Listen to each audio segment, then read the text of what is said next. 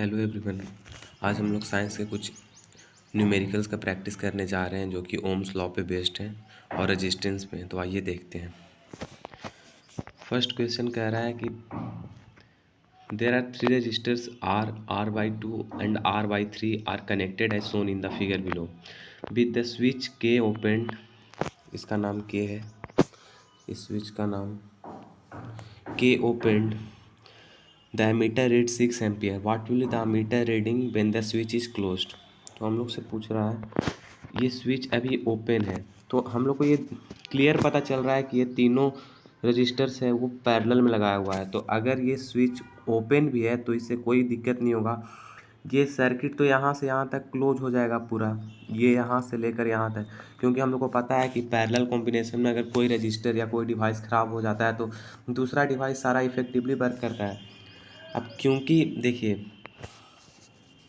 क्योंकि सिर्फ ये वाला ऑफ हुआ, इधर में कोई भी स्विच ऑन नहीं है, मतलब सारा स्विच ऑफ है और यहाँ पे करंट फ्लो करेगा।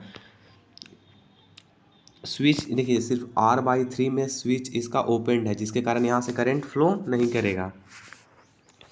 यहाँ से करंट फ्लो ना करेगा, जो भी करंट निकलेगा वो यहाँ से जाएगा और यहाँ से जाकर फिर से बैटरी में चला जाएगा। तो इसका रीडिंग हम लोग को देखिए दिया हुआ है, इसका रीडिंग हम लोग को देखिए दिया हुआ है in the figure with the switch K open the ammeter it's 6 ampere. मतलब ये जब स्विच ओपन था, मतलब ये इसका मान लीजिए ये नहीं था, तो इसका एक सिंप्लीफाई देखते हैं। जब स्विच वो ओपन था तो मतलब वहाँ से करंट नहीं जा रहा था, तो ऐसा होगा, एक भी होगा, एक एम्पियर होगा जिसका करंट रीडिंग कितना दिया हुआ है, 6 एम्पियर दिया हुआ है। और R और R/2 दोनों पैरेलल में है। तो हम लोग को पता है कि जब पैरेलल में होता है तो 1/R इफेक्टिव कैसे निकलता है। तो इसका वैल्यू कितना दिया हुआ है, R दिया हुआ है तो 1/R हो जाएगा, और इसका वैल्यू R/2 दिया हुआ है तो 1/R/2 होगा, तो 2 ऊपर चला जाएगा तो 2/R। अब देखिए इसको यहाँ पे सिंप्लीफाई किए हुए हैं तो आता है 3/R और R इफेक्टिव आएगा R/3। अब देखिए यहाँ पे हम लोग को पता होना चाहिए कि हम लोग को वो रेजिस्टेंस भी दिया हुआ है और करंट भी दिया हुआ है। तो यहाँ पे हम ओम्स लॉ से वोल्टेज निकाल सकते हैं, क्योंकि देखिए यहाँ पे तीन रजिस्टर हो या 100 रजिस्टर हो, वोल्टेज बैटरी का जो रहेगा वो तो वही रहेगा, वो तो कांस्टेंट रहेगा, वो चेंज नहीं होगा ओम्स लॉ के अकॉर्डिंग भी। करंट और रेजिस्टेंस चेंज होगा सिर्फ। तो देखिए यहाँ पे हम लोग वोल्टेज अगर निकाल देते हैं तो बोल रहा है लास्ट में कि जब इस स्विच को ऑन मतलब ऑफ कर देंगे, जब करंट यहाँ से भी फ्लो करने लगेगा तब कितना एम्पियर करंट फ्लो करेगा। तो वही हम लोग देखते हैं, पहले वोल्टेज को निकाल लेते हैं। तो ओम्स लॉ से हम लोग को पता है V=I R effective. R effective लेते हैं, पूरे सर्किट का रेजिस्टेंस लेंगे। V हम लोग को नहीं पता, I हम लोग को दिया हुआ है 6 एम्पियर, और R इफेक्टिव हमारा कितना आया था, R/3 आया था।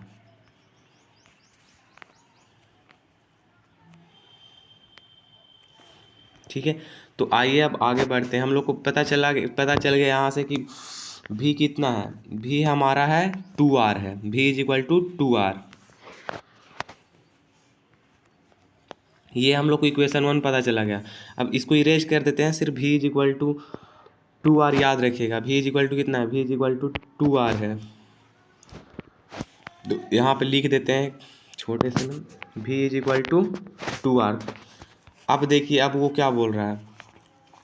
अब क्वेश्चन कह रहा है कि जब वो स्विच ऑफ हो जाएगा, मतलब यहाँ से भी करंट ऑन हो जाएगा, स्विच क्लोज या हो जाएगा, यहाँ से भी करंट जब फ्लो करने लगेगा तो 3 रजिस्टर हो जाएगा, तो वो रजिस्टर ऐसा रहेगा।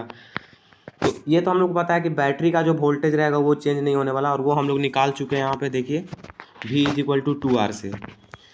अब देखिए, अब 3 रजिस्टर है, तीनों पैरेलल में, तो इसका R इफेक्टिव निकाल लेते हैं। तो 1/R इफेक्टिव सिमिलरली वैसे ही किए हैं, 1/R पैरेलल में है तो ऐसे होगा, और उसके बाद R इफेक्टिव कितना आता है, R/6 आता है।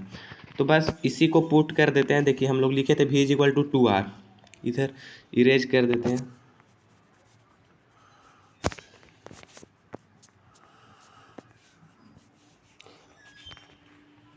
यहाँ पे हम लोग पहले से ही लिखे हुए हैं V=2R। I' हम लोग को निकालना है, I' हम लोग को नहीं पता, I' क्या होगा, और रेजिस्टेंस हम लोग को पता है, R इफेक्टिव हमारा कितना आया, R/6। तो यहाँ पे भी अगर हम लोग ओम्स लॉ लगाते हैं तो क्या होगा, V जो हम लोग को दिया हुआ था आई डैश जो हम लोग को नहीं पता है, जो हम लोग को निकालना है, जो क्वेश्चन में पूछ रहा है कि जब तीनों सर्किट क्लोज रहेगा तब कैसे कितना करंट फ्लो करेगा, और आर पता है R/6, आर इफेक्टिव R/6 और भी की जगह हम लोग को 2R देना था, is equal to I dash into R/6। R से आर देखिए कट जाएगा और 6 को उधर भेजेंगे तो 12 हो जाएगा। आई इज इक्वल टू 12 एम्पियर आ रहा है। तो देखिए ये आना भी चाहिए, 6 एम्पियर अगर सिर्फ 2 सर्किट लगा हुआ है तो आ रहा है। तो देखिए आंसर मार्क कर लीजिएगा, इसका answer I is equal to 12 ampere होगा। अब देखिए एक बार देख लीजिए, अगर ऑप्शन में रहता तो हम लोग एलिमिनेट कर सकते थे कि अगर 6 एम्पियर से कोई कम वाला ऑप्शन रहता तो वो कम हो जाएगा, ख़त्म हो जाएगा।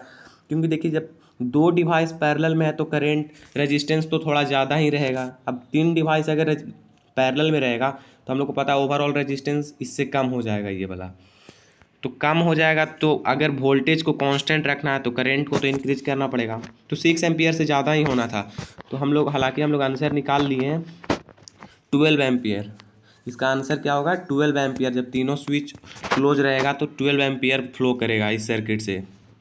देखिए कुछ लोग गलती करते हैं कि वो देखते हैं कि स्विच तो ओपन है तो करंट फ्लो ही नहीं करेगा, लेकिन वो भूल जाते हैं एनसीईआरटी में दिया हुआ है और ये हम लोग को पता भी होना चाहिए। पैरेलल कॉम्बिनेशन में अगर कोई सर्किट ख़राब हो जाता है या ओपन हो जाता है बोलिए तो बाकी दूसरा सारा सर्किट इनइफेक्टिवली फ्लो करता है। अगर इसके जगह नीचे भी एक और कोई रेजिस्टेंस रहता वो कंप्लीट रहता तो यहाँ ना जाके वो यहाँ से जाता, सारा फ्लो करेगा, बस ये नहीं काम करेगा। इस पर कोई, ये तीनों पर फिर कोई इफेक्ट नहीं पड़ता। तो वही का हम लोग को रीडिंग दिया हुआ था 6 एम्पियर, उससे हम लोग वोल्टेज निकालनी है क्योंकि हम लोग को रेजिस्टेंस और करंट दिया हुआ था तो वोल्टेज निकाल लेंगे। और पता है हम लोगों की वोल्टेज तो चेंज नहीं होगा, कितना भी रजिस्टर लगाएंगे, करंट और रेजिस्टेंस सिर्फ चेंज होगा। और पैरेलल में लगाएं, उसके बाद वही आर इफेक्टिव निकालें, उसके बाद करंट निकल गया, वोल्टेज की जगह पे रेजिस्टेंस के फॉर्म में किए हैं, उसके बाद करंट हमारा आ गया था 12 एम्पियर। तो आइए नेक्स्ट क्वेश्चन पे आते हैं। देखिए एक स्लोप से क्वेश्चन है, आई वी ग्राफ, ये एक आई है सॉरी और ये एक वी है, मतलब वोल्टेज डिनोट कर रहा है, ये करंट डिनोट कर रहा है। ये रेजिस्टेंस R2 है और ये R1 है। यहाँ से यहाँ तक 9 एम्पियर दिया हुआ है और यहाँ से यहाँ तक 4 एम्पियर दिया हुआ है। देखिए दिख नहीं रहा होगा सही से, फिर भी बतला दे रहे हैं। अब देखिए यहाँ पे ये तो आई है हमारा और ये भी है, तो हम लोग को पता है कि स्लोप क्या होता है परपेंडिकुलर अपॉन बेस, तो परपेंडिकुलर आई हो जाएगा और बेस क्या हो जाएगा भी हो जाएगा। लेकिन हम लोग को पता है भी अपॉन आई ओम्स लॉ से निकाले तो भी अपॉन आई रेजिस्टेंस होता है, तो उल्टा कर देंगे तो आई अपॉन भी 1 बाई रेजिस्टेंस हो जाएगा। तो यहाँ से अगर निकालते हैं कि यहाँ पे 4 एम्पियर दिया हुआ है, इतना में 8 पार्ट है, मतलब 2 पार्ट्स में 1 एम्पियर हो रहा है 2 यूनिट में। तो यहाँ पे पहले आई कितना है 4 और यहाँ पे देखिए कितना आएगा, यहाँ पे अगर काउंट करेंगे तो 6 आता है, तो 4/6 इज इक्वल टू 1/r। तो यहाँ से r कितना हो जाएगा 6/4, 6/4 बोले तो 1.5 एम्पियर, 1.5 ओम हो जाएगा। ओम हम लोग तो वोल्टेज निकाल रहे हैं ना, तो रेजिस्टेंस को अपोजिट कर देंगे तो एक का हम लोग को आंसर पता चल गया। इसका आंसर हम लोग को पता चल गया 1.5 एम्पियर। अब देखिए ये एक यहाँ पे दिया हुआ है, ये 9 वोल्ट है, 9 वोल्ट है एक्स एक्सिस पे, और यहाँ पे देखिए कितना होगा 2 यूनिट है, तो 2 यूनिट में 1 एम्पियर हो रहा था, तो यहाँ पे 1 एम्पियर हो जाएगा। तो ऐसे ही आई अपॉन भी कर देंगे, स्लोप निकाल के 1/r आ जाएगा। आई हम लोग को पता है 1 है, वोल्ट हम लोग को पता है, वोल्टेज पता है 9 है, 1/r। तो रेजिस्टेंस कितना हो जाएगा, रेजिस्टेंस इज इक्वल टू 9 ओम। ऐसा क्वेश्चन आता है, बस वोल्ट भी आई ग्राफ हो जाएगा, आई वी ग्राफ आपको दे देगा और इसके लिए इसका आंसर क्या हो जाएगा, इसका आंसर हो जाएगा ऑप्शन A1।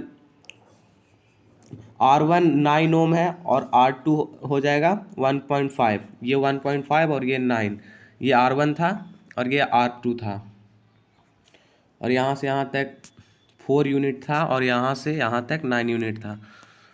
तो बस इसी से ये जानना जरूरी नहीं है कि कैसे बना, बस ये समझना जरूरी है कि इस पीछे कॉन्सेप्ट क्या है, कैसे बनेगा। उसके अलावा न्यूमेरिकल वैल्यू चेंज होकर आ सकता है, तो हम लोग को पता होना चाहिए। अगर आई भी दे दिया तो भी आई तो हम लोग को पता है भी बाई आई हम लोग को रेजिस्टेंस देता है, तो बस इसको अपोजिट कर देना आई बाई भी। अब रेसिप्रोकल कर देंगे तो 1/r हो जाएगा, तो बस 1/r देंगे, उसके बाद फिर से लास्ट में रेसिप्रोकल करके रेजिस्टेंस निकाल लेंगे। तो इस तरह के क्वेश्चन आ सकते हैं। Thank you very much, stay tuned for more videos.